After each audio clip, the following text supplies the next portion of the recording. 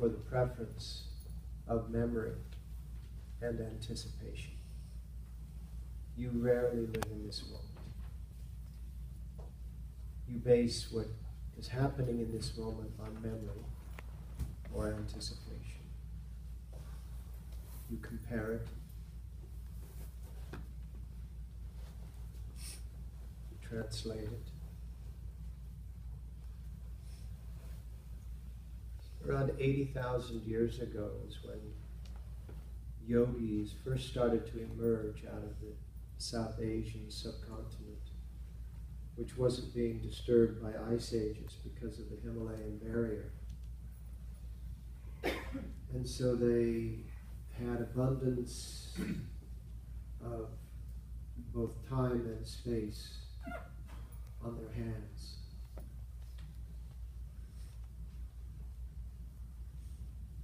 And in that abundance of time and space, they began to realize in the contemplative state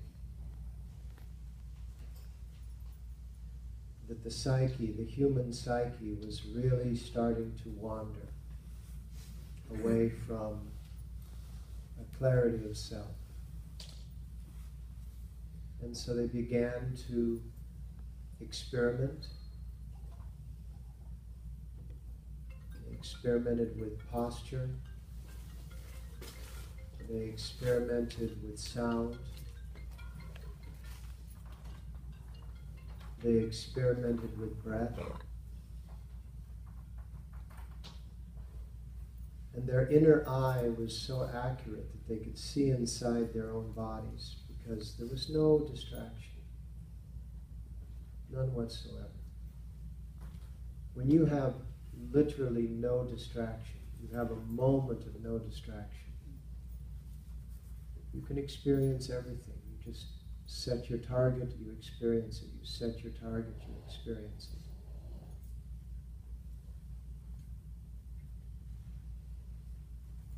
You set your target and you experience it and you see disruption in the pathway, you can also clear the pathway by countering the disruption with its polarity and neutralize the disruption.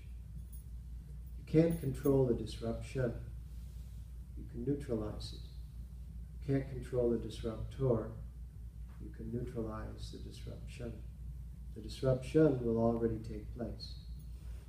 But you neutralize its effect or you use it as pure energy. Energy cannot be created or destroyed. It can be transformed.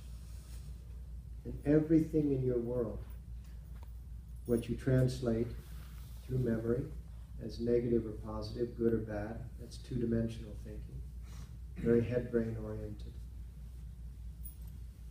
So if you have things that you consider to be bad, use them. They're pure energy. Transform it. Transform the energy. Learn the technology. Over the years, over the tens of thousands of years, the yogis learned how to transform negatives, how to neutralize disruptions. And they built them into asanas and kriyas and pranayams and meditations. And it all boiled down to one thing that we learned over those 4 million years. Balance is. From 7.5 million years ago to 3.5 million years ago, the human predecessor learned that balance is. And if you tune to balance, you're good. You will fall down more times learning to walk than you will after you've learned to walk. In that period of time, that year of really kind of mastering, or 2 years of mastering that infant standing, toddling, etc., you will fall down more times than the entire rest of your life added up.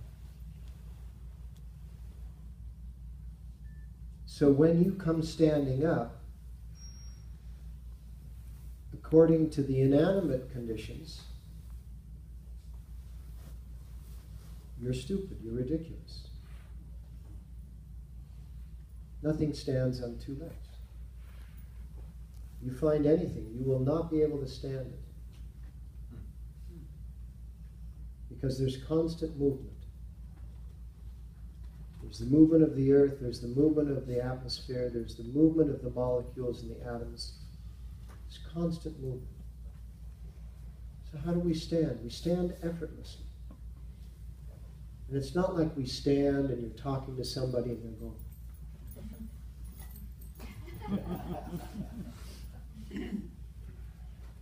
They don't do that, do we? We don't do that.